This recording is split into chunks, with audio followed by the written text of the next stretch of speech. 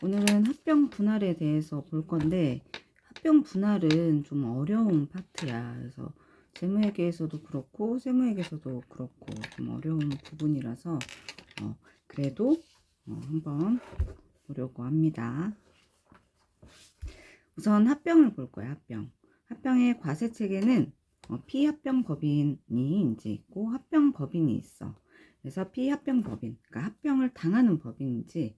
그래서 이 피합병 법인에 있던 이 자산과 부채를 이제 합병 법인이 이제 승계를 하는 거야. 그러면 이제 피합병 법인에 자산 부채가 있으면 이 양도손익이 이제 발생이 한다 그러면 이 양도손익에 대해서 이제 과세를 해야 되는 거고, 그 합병의 대가를 이제 주주가 받게 되면 이제 의제배당을 과세를 하게 돼. 그리고 이 주주는 주식을 주게 되는 거지.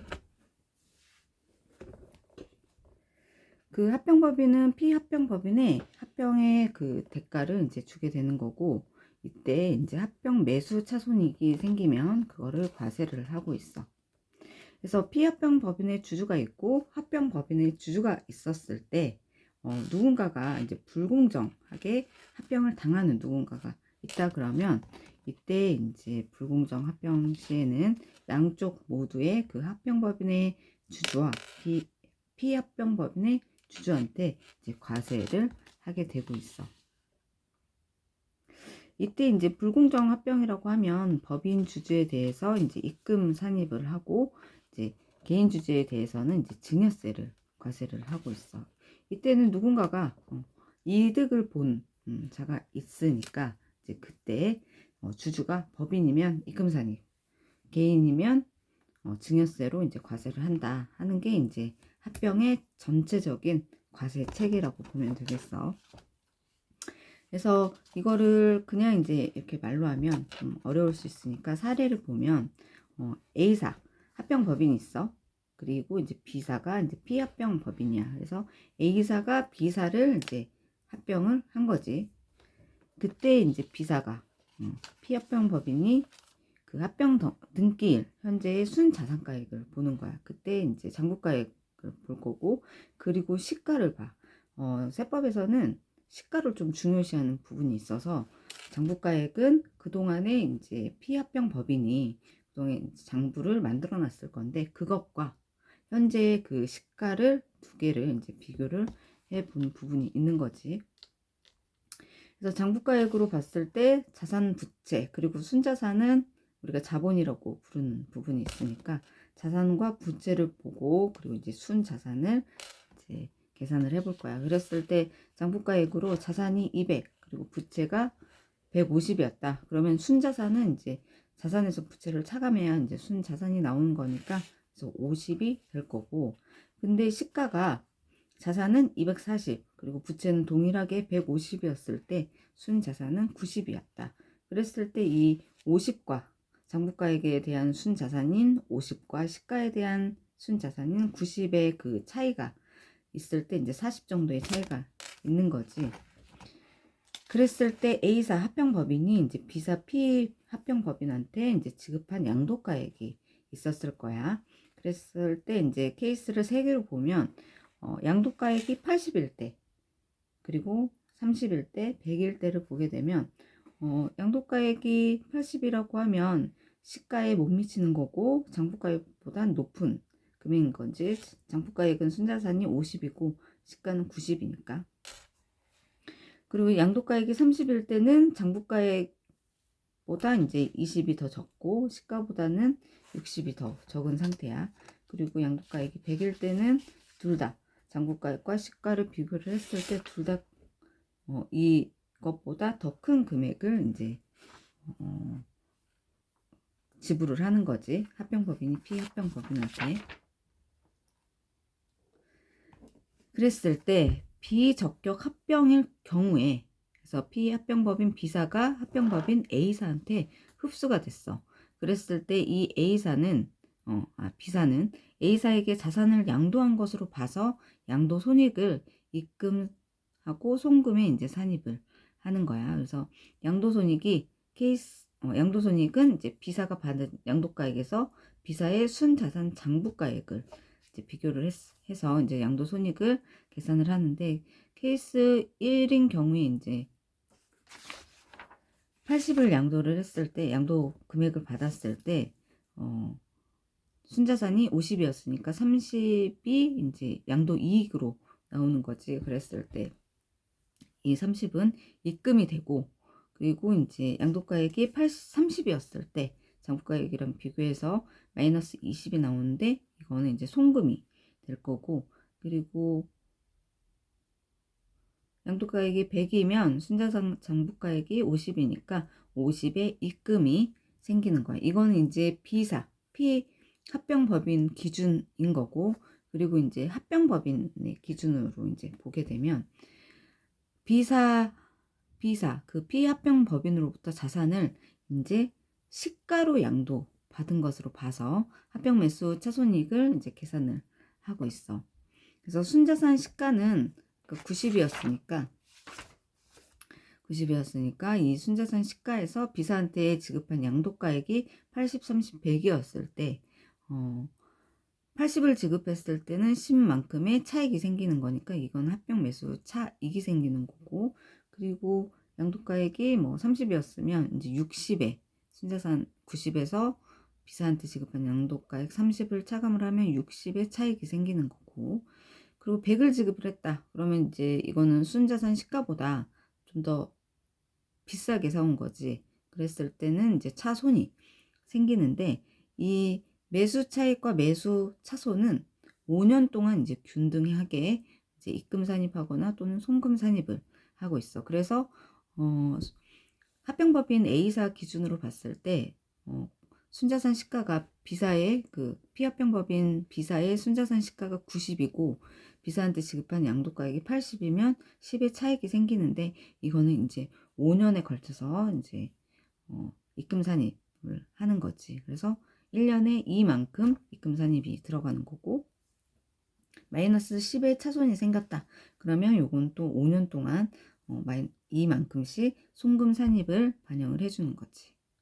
그래서 요거는 한꺼번에 어떤 회사를 합병을 했는데, 그러니까 피합병 되는 법인 말고 합병을 해온 법인 입장에서는 이제 큰 돈을 주고 사왔는데, 이 큰 돈을 주고 사온 걸 가지고 이미 그거는 이제 거기에서 이 회사를 사온 이유가 그냥 팔기 위해서 사온 게 아니고 앞으로 사업을 계속적으로 영위하기 위해서 사온 거잖아. 그러니까 합병을 한 거잖아. 그랬을 때 이거를 차익이 생긴 거를 한꺼번에 과세를 하게 되면 이 합병법인한테 너무 불리하지. 앞으로 돈이 발생을 할 거고, 근데 지금 당장은 이 피합병법인에 대한 대가를 지급하기 위해서 큰 돈을 썼단 말이야. 그런데 이 합병매수 차손익이 발생을 했을 때 그거를 일시에 다 반영을 해줘, 입금하거나 이제 송금은 그렇다 치고 입금하게 되면 이제 법인세를 이제 과세하는 부분이 너무 커져 버리니까 5년간 균등하게 이제 반영을 해준다라는 거야. 그래서 이 과세 체계를 이해를 해보려면 어떤 경우든지 간에 양도손익과 합병 매수 차손익을 가감하면 순액은 피합병 법인 순자산의 시가와 장부가액의 차익과 동일하다. 그래서 이제 피합병 법인은 장부가액으로 계산을 하는 거고, 합병 법인은 이걸 시가로 계산을 해서 반영을 한다라는 내용이야. 그래서 이 얘기가 뭐냐면 합병법인 B사는 양도손익으로 케이스 1의 경우에 30의 입금이 생겼고 양도가액이 80이었을 때, 그리고 합병법인은 10의 차익이 생겼어. 이거 두 개를 더하면 40이 되는 거지. 이 40은 피합병법인의 장부가액하고 시가를 비교를 했을 때 40만큼 차이가 난 것과 동일하다는 거지. 그래서 피합병법인은 장부가액으로 하고 합병법인은 시가로 해서 이 양도 차손익 그리고 합병매수 차손익에 대해서 이제 전체적으로 어쨌든 A사든 B사든 합병법인이든 피합병법인이든 이 전체를 봤을 때는 동일한 금액을 과세한다라는 거야. 다만 이제 과세되는 회사가 이제 분리되는 것뿐이고. 그런데 피합병 법인은 이제 합병이 되기 때문에, 흡수 합병이 되기 때문에 피합병 법인은 이제 끝났지. 끝나고 합병 법인에서 이제 새롭게 시작해 가는 건데, 전체적으로 봤을 때 이제 실은 이제 시가로 과세하는 것과 동일한 효과가 나오는 거다. 다만 이제 시점이 이제 합병 법인에 있어서 이제 일괄 과세하게 되면 부담이 너무 크니까 이거를 이제 5년간 균등하게 상각한다라고 할 수도 있겠지. 그래서 균등하게 입금 산입하거나 송금 산입하는 거야.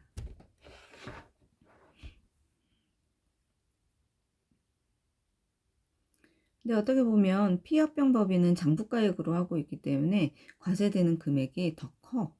이익이 나온다 그러면. 어쨌든 지금 이 기준은 시가가 장부가액보다 더 컸을 때를 하는 거니까.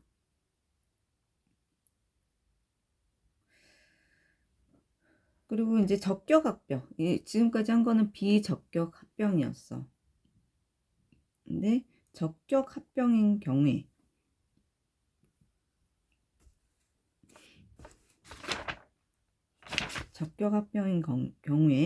피합병 법인이 합병 법인에 흡수가 됐을 때, 이때는 양도가액하고 순자산가액이 같아서 양도손익이 없다.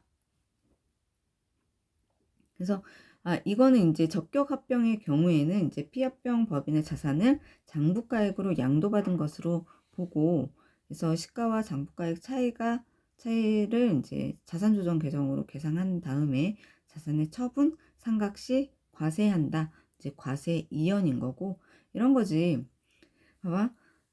합병법인 비적격 합병인 경우에는 그때 이제 시가하고 장부가액을 차이를 두고 그때 과세를 하는 거야.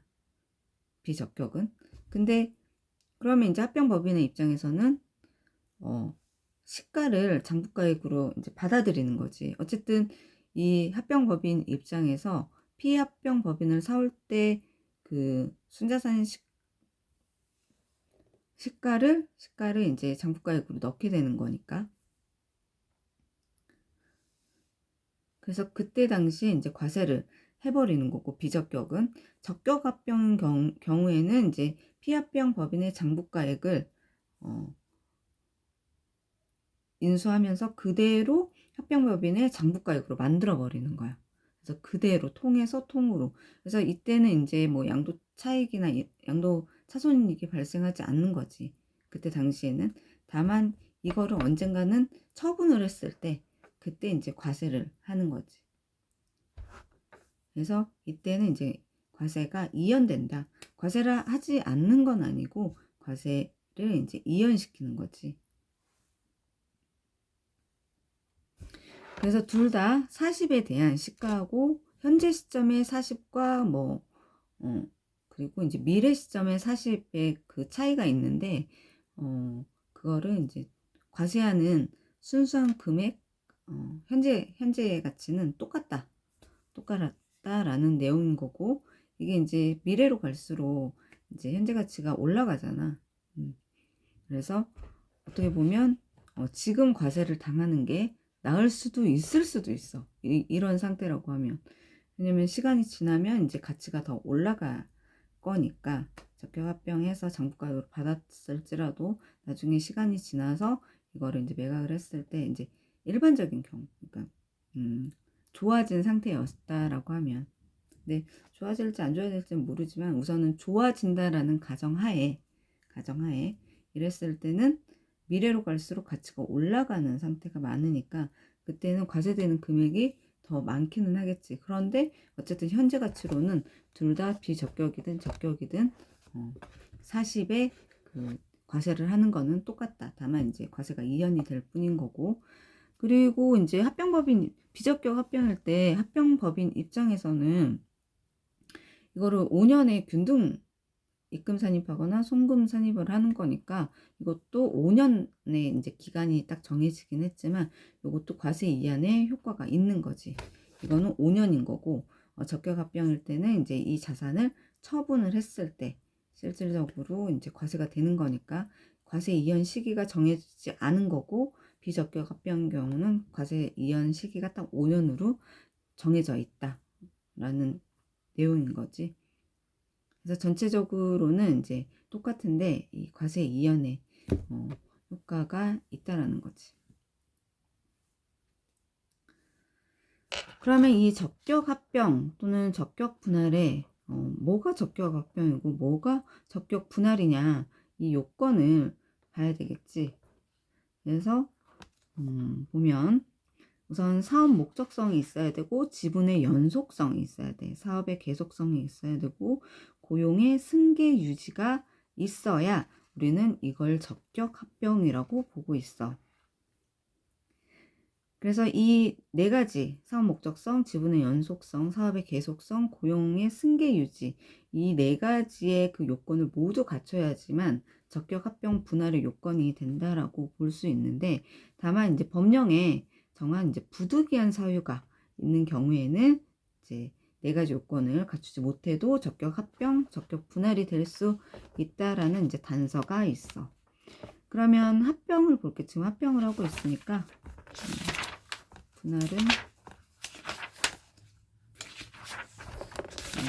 분할은 저 뒤에서 나오니까 합병을 가지고 보면 합병 등기일 현재 1년 이상 계속 사업하던 내국법인의 합병일 것이야. 그래서 사업 목적성이 그래서 다른 법인과 합병하는 것을 유일한 목적으로 하는 법인으로서 기업 인수 목적의 회사의 경우에는 본문의 요건을 갖춘 것으로 본다 해서 어쨌든 합병 등기일 현재 이 회사가 합병하려고 하는 이 회사가 1년 이상 계속 사업을 하고 있어야 돼.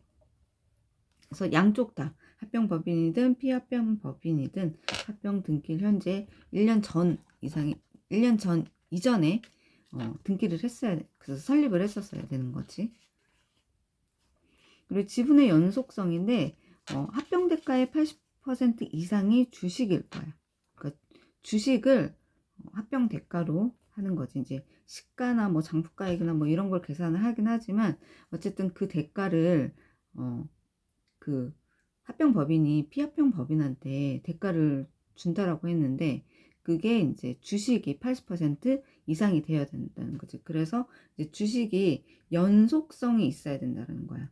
기존 주주가 새로운 뭐 그 합병 법인에 들어가게 되는 건데 그 주주의 변동이 있을 수 있겠지. 그런데 요 합병 법인에서 이제 주식을 받을 때 대가를 이제 주식으로 받아야 되는 부분이 80% 이상이 되어야 된다는 거야. 그리고 특정 지배주주에게 일정 금액 이상의 주식을 각각 배정을 해야 되는데 그때는 이제 이 일정 금액 이상이 뭐냐면 합병 교부 주식을 특정 지배주주의 피합병 법인에 대한 지분율로 해서 이제 줘야 된다라는 거야.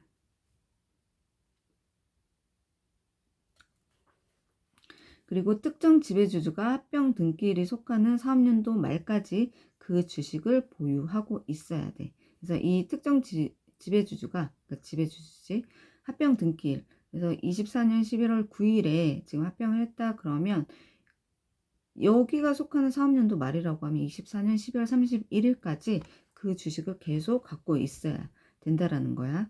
합병을 했다고 해가지고 이제 이게 팔고 나가버리면 안 된다라는 거고 계속 유지를 해줘야 된다는 거예요. 그래서 지분의 연속성이 있어야 된다. 그리고 사업의 계속성은 합병 등기일에 속하는 사업년도 말까지 승계받은 사업을 계속해야 돼.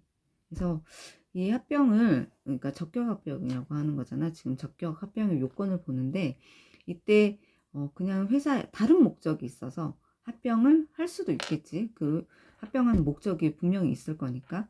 그랬을 때 이 적격 합병을 받으려면 이 기존의 피합병 법인의 그 사업이 있을 거야. 사업 목적이 있을 건데 그거를 계속 해가야 된다는 거지. 12월 31일까지는 그 승계받은 사업을 계속 해야 된다라는 거야.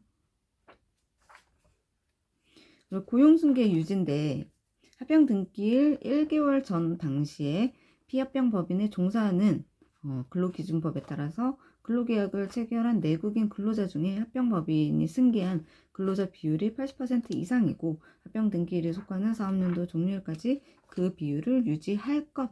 그래서 기존의 피합병 법인이 이제 합병을 당하는 이유는 여러 가지가 있을 거야. 사업이 좀 안 좋아질 수도 있고, 뭐 돈이 없어서 그럴 수도 있고, 뭐 주식을 이제 엑시트 한다라고 하지. 이 회사를 좀 어느 정도 키워놓고 이제 나가고 싶어하는 주주들이 있을 거란 말이야. 그랬을 때 그거는 이제 그 자본을 갖고 있는 그 사람들인 거고, 거기에 근로하는 이제 근로자들이 있을 거란 말이지. 근데 이 근로자들을 흡사합병 했다고 해가지고 그러면 합병법인에도 직원이 있을 텐데 그거를 여기 직원이 있으니까 기존의 피합병 법인의 직원을 다 퇴사시켜 버리면 이 고용에 대한 불안정한 그 내용이 있을 거 아니야. 그래서 그거를 이제 계속 80% 이상 고용 유지 약속이 있어야 되는 거지. 그리고 이게 이제 사업연도 종료일까지 12월 31일까지 이거를 계속 유지를 해야 된다. 그래서 그러면 이 기준이 언제냐? 합병 등기일이 11월 9일이라고 해. 그러면 1개월 전에 24년 10월 9일 이전 10월 9일 10월 9일 그 당시에 그 직원들이 있었을 거야. 그 직원들이 100명이었다. 그러면 이거를 80명 이상 승계를 해 가야 된다는 거지. 근로자들을 데리고 가야 된다는 거야. 그래서 이제 합병 뭐 하고 뭐 이런 회사에 어떤 큰 일이 생기면 직원들한테 약간 동요가 막 생겨. 나 잘릴까? 나 계속 이 일을 할 수 있을까? 막 이런 게 생긴단 말이지. 그래서 이게 이제 법적으로 적격 합병 요건이 이제 이렇게 되어 있는 거고, 그래서 이 네 가지 요건을 못 채웠을 때는 비적격 합병으로 봐서 이게 바로 양도 차손익에 대해서 바로 과세하는 거고, 시가랑 뭐 장부가랑 비교해서. 그리고 적격 합병이면 이거를 이제 처분 시점에 또는 상각 시점에 이제 과세를 하는 거고.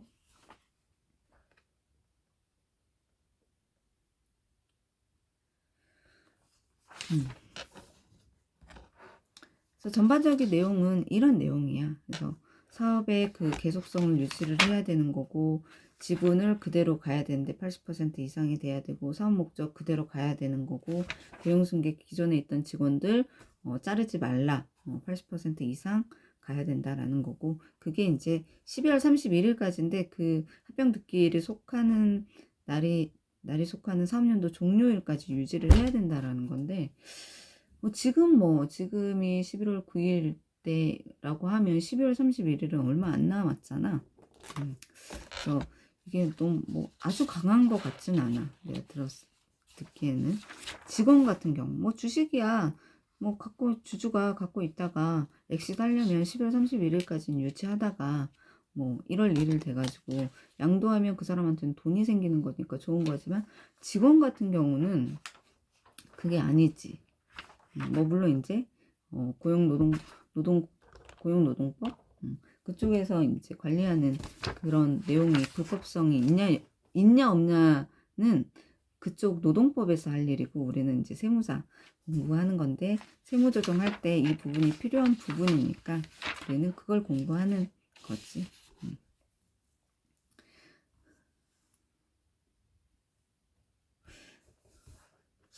그리고 비적격 합병의 경우에 이제 과세 체계를 보면 피합병 법인에 대한 과세가 있을 거고 합병 법인에 대한 과세가 있을 거예요. 간단하게 아까 그 피합병 법인은 정부의 장부가액하고 이제 받은 양도가액하고 비교해서, 그래서 30을 케이스 1 같은 경우에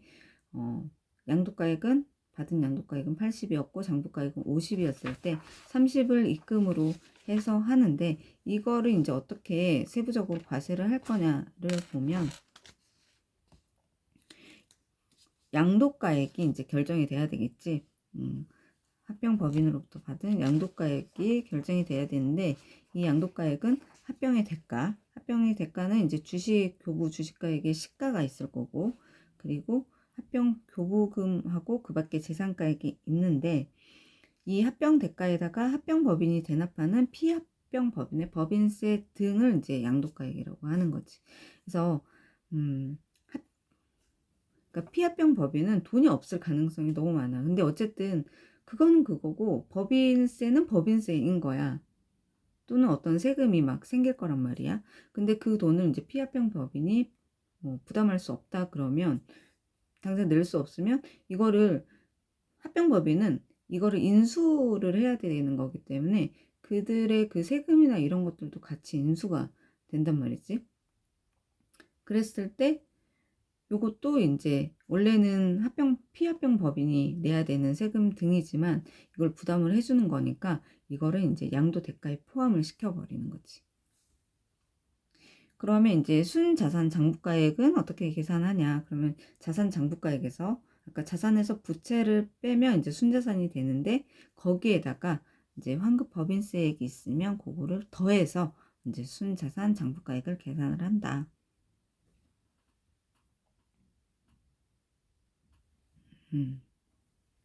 다른 뭐 세금은 아니고, 환급되는 법인세액이 있으면 그것만 이제 추가해서 순자산 장부가액을 계산을 한다라는 거야.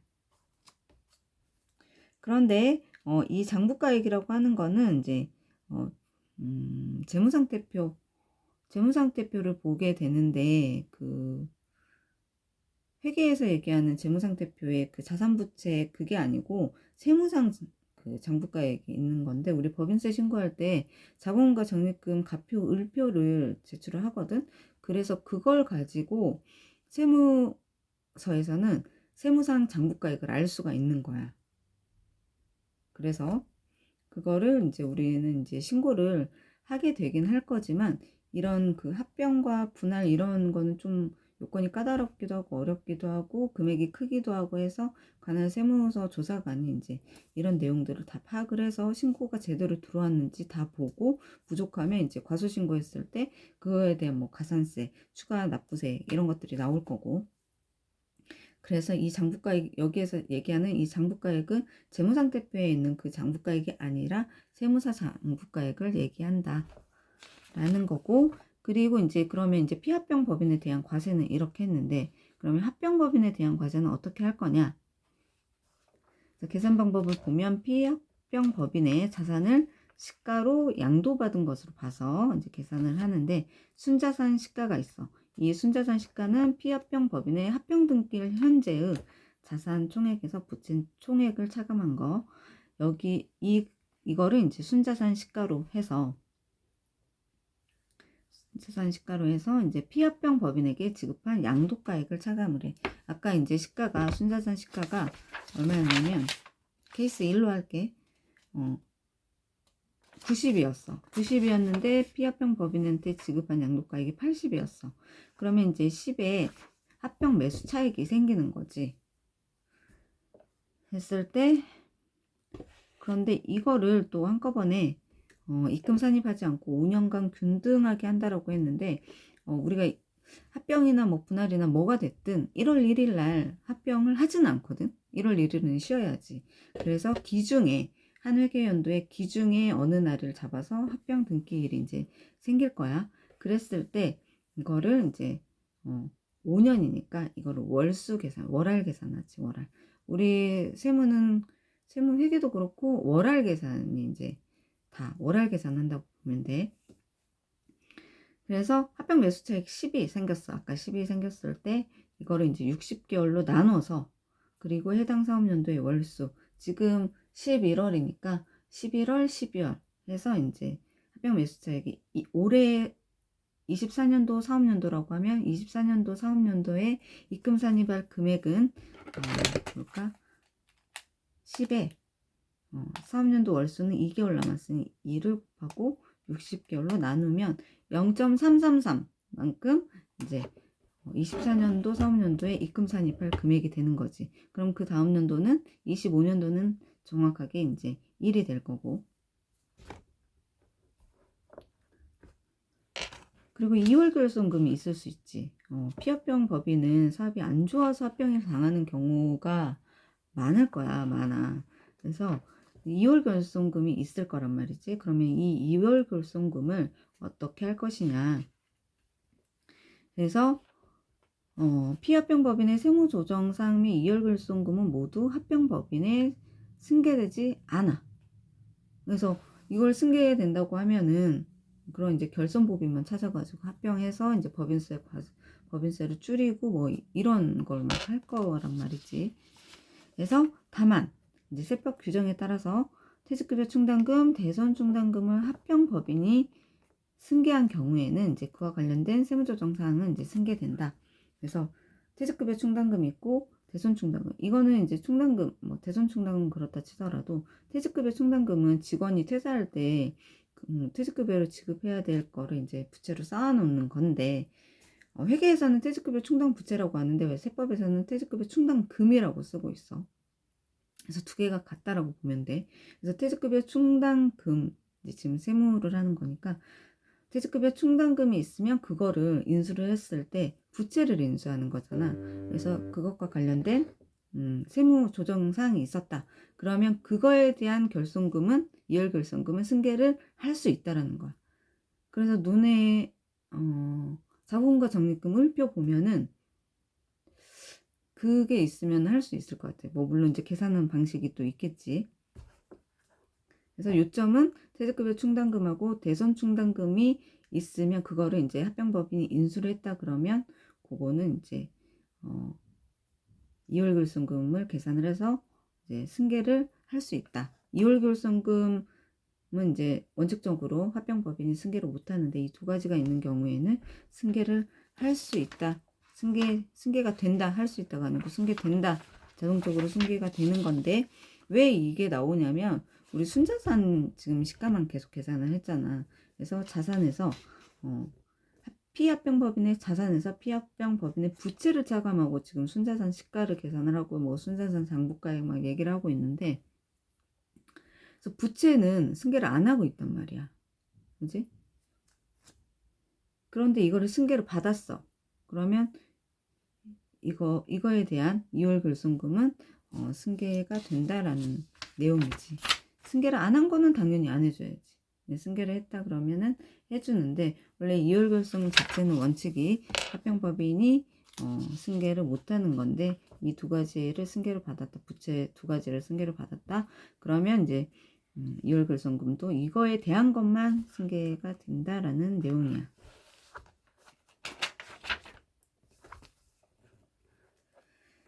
그리고 피합병법인 주주의 의제배당에 대한 과세인데 보면 의제배당액은 합병 대가에서 주식의 세무상 취득가액을 차감을 해. 주식의 세무상 취득가액. 그래서 이거는 이제 합병 교부 주식가액 더하기 합병 교부금 그리고 그 밖의 재산가액, 여기에서 주식의 세무상 취득가액을 차감을 한 게 의제배당을 한 거다. 그리고 합병 대가가 아까 그 얼마를 줬지? 80을 줬어. 이 80을 줬는데 여기에서 그 주주가 그 주식을 취득하기 위해서 취득한 취득가액이 있을 건데 한 주당 그게 이제 세법상 취득가액을 이제 차감을 하면 이거는 배당을 받은 것과 같다. 배당을 받은 것으로 간주한다.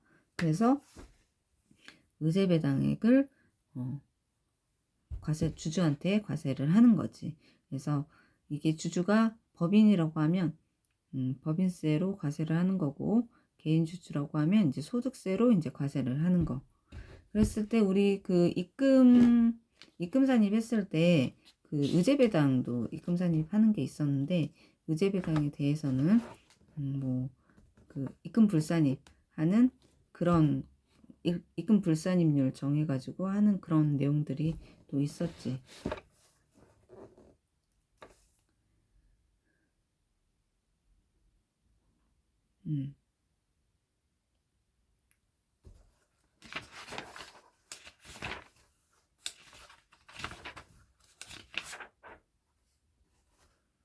그리고 내용이 많은데 그럼 합병 했나? 그리고 이제 적격합병 경우에 이제 과세를 보면 과세 체계를 보면 또 이제 합병법인에 대한 과세를 봐야 돼. 그래서 피합병법인에 대한 과세를 보면 원칙이 비적격 합병의 경우와 이제 동일하게 과세를 하는데 동일하게 과세하는데 예외의 경우에 그러니까 원칙이 비적격 합병의 경우에 그거 있잖아. 양도가액에서 이제 순자산 장부가액을 차감을 한 것을 이제 양도손익으로 봐서 입금으로 해서 즉시과세 하는 거였는데 그게 이제 원칙이라는 거지. 그런데 이제 예외적인 경우에 양도손익이 없는 것으로 할 수 있는데 그거는 이제 취지가 합병을 통한 원활한 기업 구조 조정을 위해서 과세 시점을 합병 단계가 아닌 합병 후로 이연하기 위한 거. 이 회사가 없어지는 게 아니야. 합병이라고 하는 거는. 두 개가 하나의 회사가 또 하나의 회사가 있는데 이 두 개가 합쳐지는 거지. 그래서 원래 여기에서 과세했던 거를 이쪽으로 이제 갔기 때문에 지금 과세를 할 게 아니라 여기 들어가서 얘가 처분이 됐을 때 또는 상각이 됐을 때 그때 이제 과세를 한다라는 게 이제 예외적으로 하는 거지.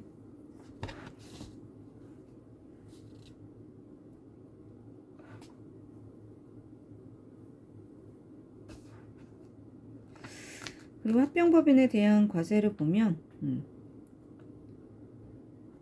이때 적격합병을 한 경우에 이제 합병법인은 이렇게 되어 있는 상태잖아. 두 개가 하나의 회사로 되어 있는 상태. 이때는 합병 매수 차손익을 과세하지 않고 과세 시점을 이연을 해서 그러니까 시점이 비적격은 5년에 걸쳐서 이제 과세 이연하는 거였는데 이거는 과세 이연 시점을 딱 정해지지 않은 거고 자산을 이제 처분하거나 상각 시에 이제 과세를 하는 거. 그래서 과세 이연의 효과가 있다 그랬어.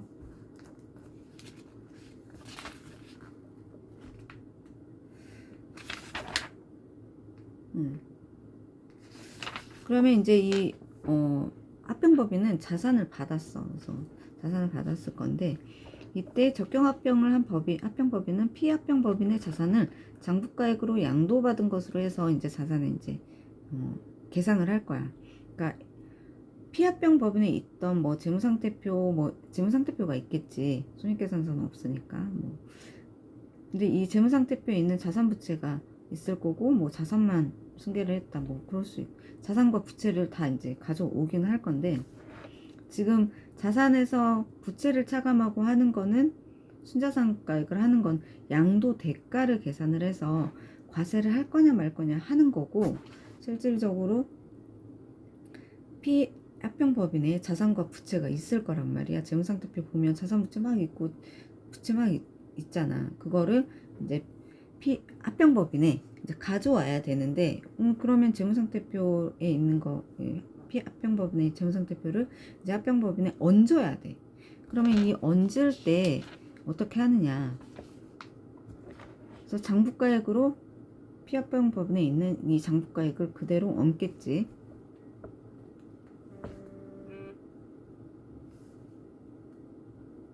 다만 이제 이거를 얹을 때 시가로 얹는 건 재무상태표에다가 합병법인의 재무상태표에 이렇게 얹을 때는 시가로 얹는 거지. 다만 이제 시가로 얹게 되면 뭐 차이가 생겨버리잖아. 뭐 대가는 지금 양도대가는 장부가액으로 했는데 자산부채 지금 올리는 거는 시가로 한다 그러면 이 차이가 생겨버리잖아. 그래서 이 차이에 대한 조정을 해야 되는데 시가에서 장부가액을 차감을 하게 되면 이게 이제 플러스 금액으로 지금 우리 케이스 1이 이제 그 시가가 양도가액보다 큰 경우로 지금 나오는 걸 가지고 하는 거니까 그때는 차감 자산 조정 계정을 넣을 수 있고 이거는 이제 송금산입 마이너스 유보 한다. 지금 장부에 과대계상이 돼 있다라고 보는 거야. 그러니까 시가로 장부에는 넣었으니까 그러니까 이제 이거는 계산은 하는데 세무조정으로 이제 송금 산입하고 이제 마이너스 유보하는 세무조정이 있는 거지.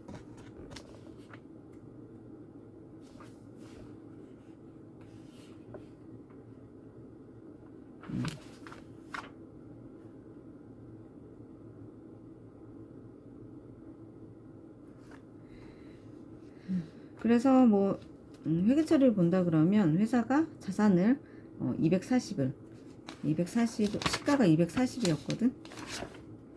자산을 시가를 240을 가져오고 그리고 얹고 지금 회계처리하는 거야. 그리고 이제 부채를 150을 했었을 때 이게 두 개의 차이가 시가에 대한 순장부가액이 90이었단 말이야. 그런데 우리 그때 이제 자본금을 넣어야 되는데 자본금이 90이 되는 게 아니고 자본금은 액면가액으로 항상 무조건 자본금이 액면가액으로 돼야 돼. 그래서 그 자본금의 액면가액이 50이라고 한다 그러면 이 나머지 40만큼은 주식 발행 초과금, 주발초가 되는 거고, 세법은 그런데 이 시가 자산을 시가로 넣은 이 240을 인정하지 않는다는 거야. 왜냐면 적격 합병이니까. 그래서 적격 합병이기 때문에 이거를 다시 내리는 세무조정이 있어줘야 된다라는 거여서, 그래서 자산 240을 40만큼 줄여야 돼. 그래서 자산 240, 부채 150, 자본금 50, 그리고 이 주식 발행 초과금을 자산 조정 계정으로 보고 이제 40을 이제 세법상 회계 처리는 그렇게 된다. 그랬을 때 이 자산 조정 계정은 자본 조정 뭐 이런 것도 있을 건데, 이거는 자본에서 왔다 갔다 하는 거기 때문에 실질적으로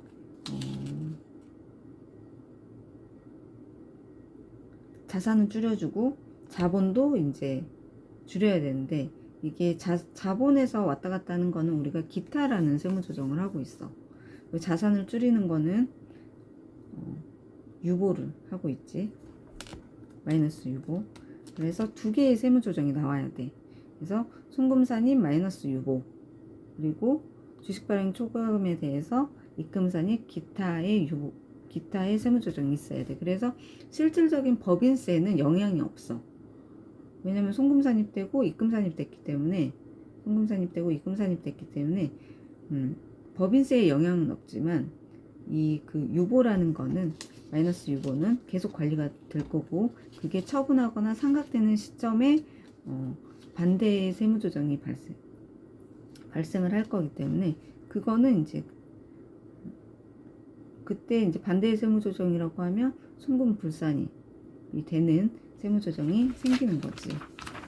그래서 두 개의 세무조정이 생겨서 법인세에 영향은 주지 않아야 된다. 그래서 하나는 마이너스 유보, 하나는 송금불산입해서 이제 기타로 세무조정이 돼야 되는 건데, 요거는 또 사후관리가 돼야 돼. 그래서 일반적인 경우에 이제 과세 이행 과정을 보게 되면, 이거는 이제 보유하는 사업연도, 그 감가상각 자산이 뭐 이제 자산에는 감가상각 자산이 있을 거니까, 이 감가상각 자산은 이제 보유한 때에는 우리가 감가상각비를 통해서 세무조정을 이제 할 거고, 그리고 처분하는 시점에는 해당 처분가액을 처분가액 다 하고 마지막에 이제 전액 입금하거나 또는 송금에 산입하는 세무조정이 생기는데, 유보라는 거는 유보되는 그 자산의 뭐 처분, 그 비율을 가지고 유보 금액을 계산을 하는 거니까, 처분하는 자산의 그 비율이 얼마냐를 이제 먼저 파악을 해야 유보되는 금액을 계산을 해볼 수가 있어. 그런데 이제 이거는 일반적인 경우고, 이거를 이제 사업을 폐지하는 경우가 있어. 과세 이연을 이제 중단시키는 거지. 지금 앞에서 일반적인 경우는 과세 이연을 계속 해가는 중이었는데, 이거를 사업의 폐지 등으로 이제 적용 요건에 이탈 사유가 생긴 경우가 생겼어. 그래서 과세 이연을 중단시키는 경우인데, 이 적용 요건은 2년 동안은 계속 유지를 해 가야 되는 거지. 그래서 합병 등기일이 속하는 사업연도의 다음 사업연도 개시일부터 지금 24년 11월 9일이니까 12월 31일까지는 어쨌든 유지는 해야 되는데, 그게 이제 적격 합병의 요건 중에 그 계속 사업의 계속성 뭐 이런 게 있었었지. 앞에서 4가지 요건을 충족을 시켜야 된다 모두. 그런데 그거는 그거고, 25년 1월 1일부터 2년 동안은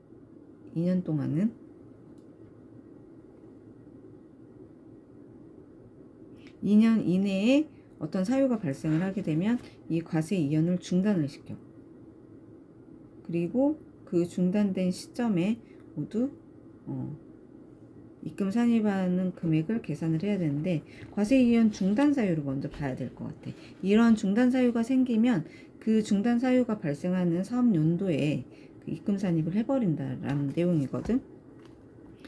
그래서 사업의 계속성 요건 이탈, 그리고 지분의 연속성 요건 이탈, 고용승계 유지 요건의 이탈이 있으면 과세 이연 중단 사유가 된다라는 거야. 그래서 적격합병 그 요건 중에 그 4가지가 있었는데, 그 4가지 중에 사업 목적성 요거 제외하고 나머지 3가지가 2년 이내에 지금 어떤 그 중단을 했어.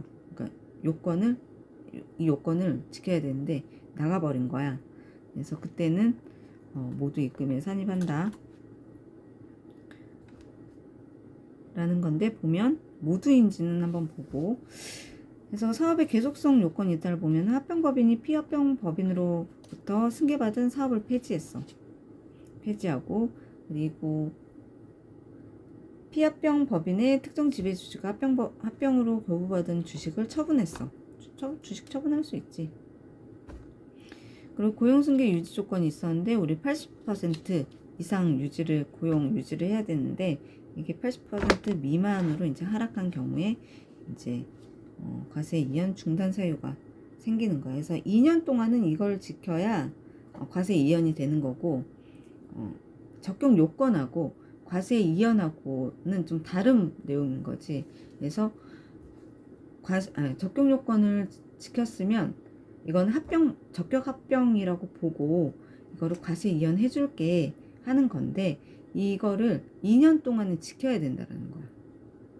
2년 동안 지키지 않으면 그게 시점이 이제 아까 5년에 걸쳐서 시점이 안 정해졌다라고 했는데, 이 시점이 안 정해져 있었는데 이거를 2년 내에 이 적격 합병 요건을 다 지켰다고 해가지고 지금 이거를 인정을 해주고 있는데, 2년 내에 이 적격 요건 이탈 사유가 3가지 중에 하나라도 발생을 하게 되면 그때 이제 과세 이연 중단을 하겠다는 거야.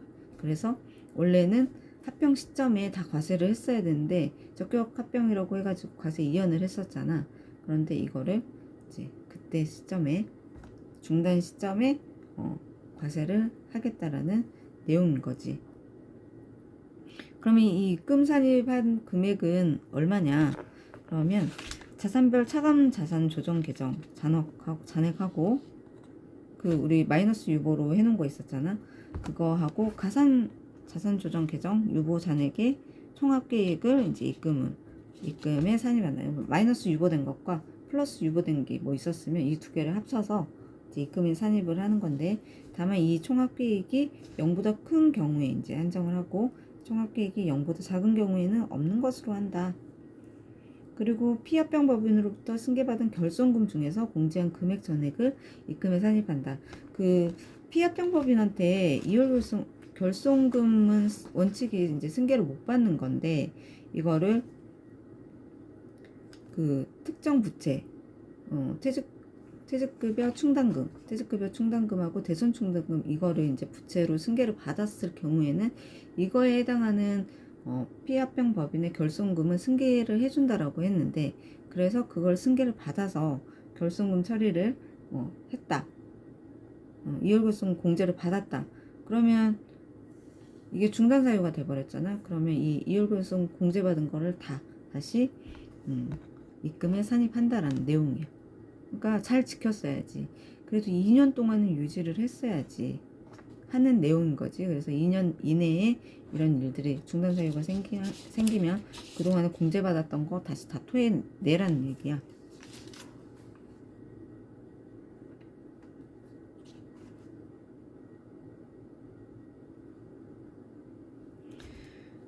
그래서 사업성 과세 이연 중단 사유 보면은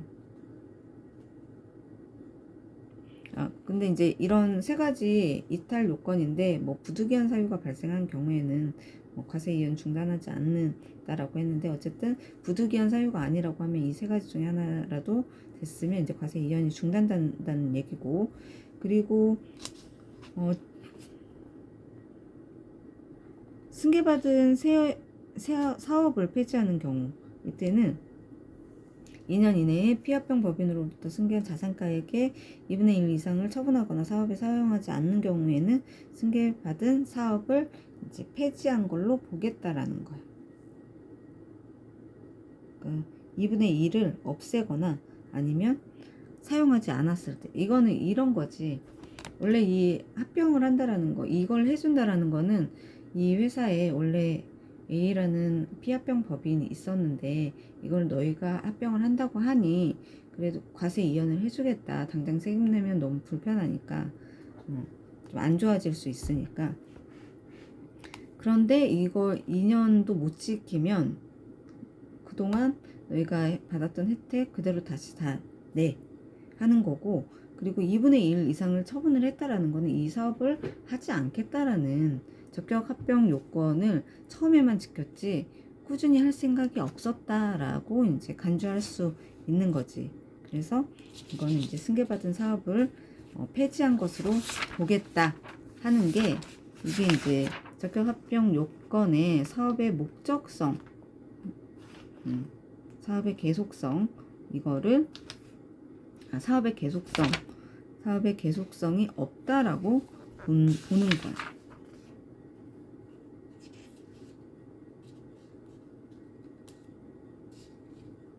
그런데 특정 지집의 주주가 이제 합병으로 교부받은 전체 주식의 2분의 1 미만을 처분하는 경우에는 어쨌든 2분의 1 이상 처분했을 때는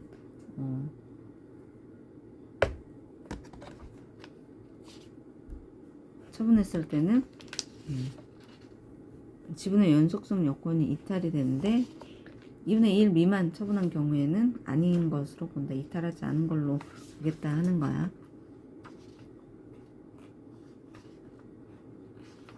그래서 과세 이연 중단 사유가 발생한 경우에 합병 매수차액의 처리 방법 보면 그래서 우리 그 과세 이연 한다 그러면 그걸 아까 그래서 자산조정 계정으로 해가지고 송금산입 마이너스 요거 해놨었는데 요거를 다시 이제 입금산입을 해야 되는 거잖아. 송금산입 했던 거를.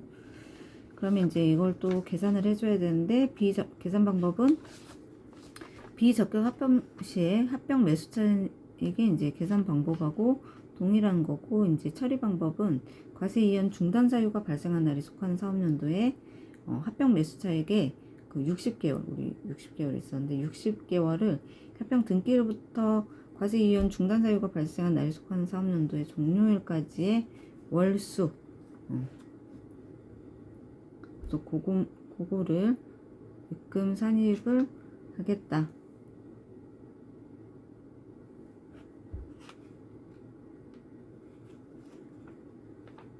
그리고 합병 등기로부터 5년이 되는 날이 속하는 사업연도는 이제 합병 매수차익에다가 해당 사업연도의 월수를 60개월로 나눠서 그러니까 60개월 중에 해당 사업연도 월수만큼 또는 입금 산입하겠다라는 얘기야. 1개월 미만의 일수는 1개월로 하는데 그 임원퇴직금만 빼고 임원퇴직금 그 계산을 할 때는 1개월 미만의 일수는 버리는 걸로 했었거든. 그것만 빼고 나머지는 1개월 미만의 일수는 다 1개월로 계산하는 게 있었어.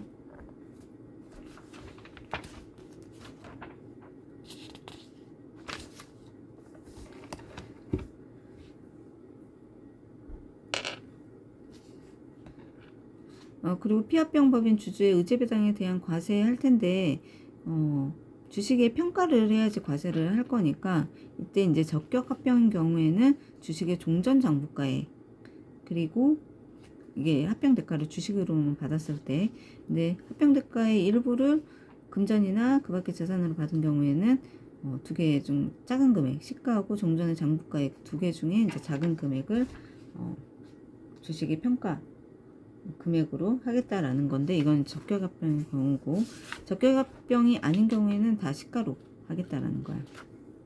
어쨌든 합병을 하게 되면 기존 주주한테 이득이 생겨. 왜냐면 기존에 안 좋았던 회사가 좋은 회사로 이렇게 합병이 됐다 그러면 주식 가치가 올라가지, 본인의 주식 가치가. 그랬을 때 적격 합병의 경우에 이제 장부가액으로 하게 되면 훨씬 싸지.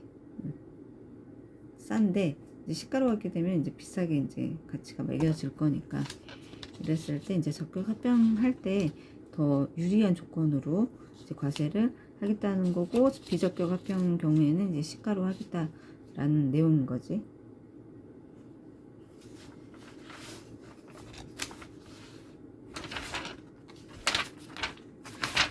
그리고 합병 시에 2월 결손금 등 공제 제한이 있는데, 합병법인의 2월 결손금은 합병법인의 합병 등기일 현재 2월 결손금 중에 적격합병 규정에 따라서 합병법인이 승계한 결손금을 제외한 금액은 합병법인의 각 사업연도의 과세표준을 계산할 때 피합병법인으로부터 승계받은 사업에서 발생한 소득금액의 범위에서는 공제하지 않는다.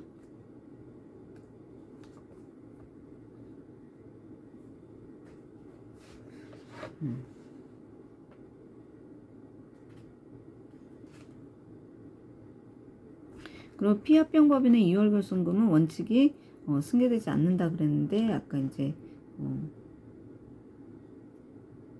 장부가액으로 승계하는 경우에 2월 결손금을 이제 승계를 하는데 적격합병일 때인 거고, 피합병법인의 결손금은 피합병법인으로부터 승계받은 사업에서 발생한 소득 금액의 범위에서 공제를 한다. 그래서 이 2월 결손금이 합병법인이 있고 피합병법인이 있을 건데, 그러니까 합병은 딱 어느 시점에 합병이 될 거니까 24년도에 지금 합병을 했다 그러면 24년도 법인세 신고할 때 합병법인한테 2월 결손금이 있을 수도 있고 피합병법인한테 2월 결손금이 있을 수 있겠지. 그래서 합병법인에 2월 결손금이 있었을 때 피합병법인이 이익이 났어.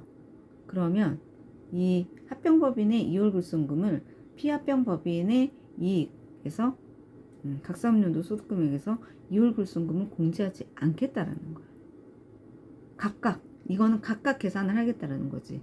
그리고 피합병법인의 2월 결손금이 있었을 때 합병법인의 그 사업에서는 이제 공제하지 않고 피합병법인에서 발생한 그 각 사업연도 소득금액이 있을 건데 거기에서만 이제 공제하겠다. 그래서 각각 계산하겠다는 거야.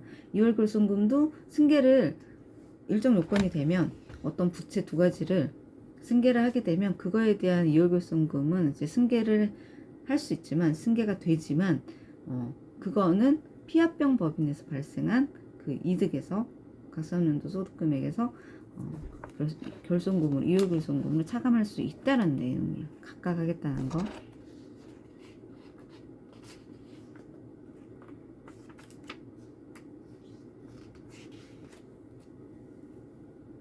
그리고 뭐 기부금도 있겠지. 기부금도 똑같아. 내용은 똑같아. 한도초가 돼가지고 뭐 2월 한도초가 돼서 어쨌든 이것도 이제 공제를 받을 수 있는 부분인데 이것도 각각 계산을 하겠다라는 거야.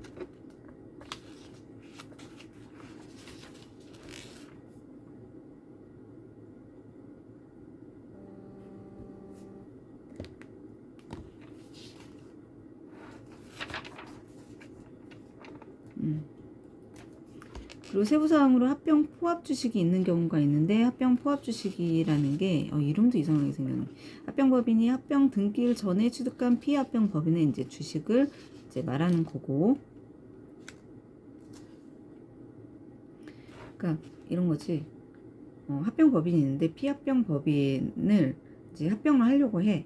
그런데 그 전에 합병 등기일 전에 이 회사의 주식을 취득한 적이 있을 수 있지. 왜냐면 주식은 살 수 있으니까. 그랬을 때 이거는 합병 포합 주식이라고 하는 거야. 그래서 요거는 이제 양도손익 계산할 때 합병 대가에서 순 자산 장부가액을 차감을 하면 이제 양도손익이 나오는데, 이때 합병 대가 계산할 때 합병 포합 주식에 대해서는 합병 교부 주식을 교부하지 않더라도 그 지분 비율에 따라서 합병 교부 주식을 교부한 것으로 보아서 합병 대가를 계산을 한다 하는 거고, 의제배당 계산할 때는 합병 대가에서 주식의 취득가액을 차감을 하면 이제 의제배당인데, 이때 합병 대가 계산할 때 합병 포함 주식에 대한 교부 의제액은 고려하지 않는다. 그리고 2년 이내 취득한 합병 포함 주식에 대한 금전 교부 의제액은 합병 법인이 합병 등기일 전 2년 이내에 취득한 피합병 법인의 주식이 있는 경우에, 이거는 이제 지배주주인 경우가 있고 지배주주가 아닌 경우가 있는데, 지배주주인 경우에는 2년 이내 취득한 합병 포함 주식에 대해서 교부와 합병 교부 주식가에 교부 의제액을 포함을 해서 요거는 이제 금전으로 교부한 것으로 보는 거고, 지배주주가 아닌 경우에는 2년 이내에 취득한 합병 포함 주식이 피합병 법인의 발행 주식 총수의 20% 초과하는 경우 그 초과하는 합병 포함 주식에 대해서 교부한 합병 교부 주식가에 교부 의제액 포함해서 요것도 이제 금전으로 교부한 것으로 본다 하는 내용이야. 합병 분할은 좀 내용이 어려워요. 이게 항상 자주 있는 일이 아니다 보니까 어려운 부분이 있지. 어쩌다가 한 번씩도 있을까 말까? 내가 소속된 회사에서 합병을 당할 일이, 또는 합병을 할 일이 살면서 그렇게 많이 있을까? 자주 있지 않는 일이야. 그래서 어려운 부분이지.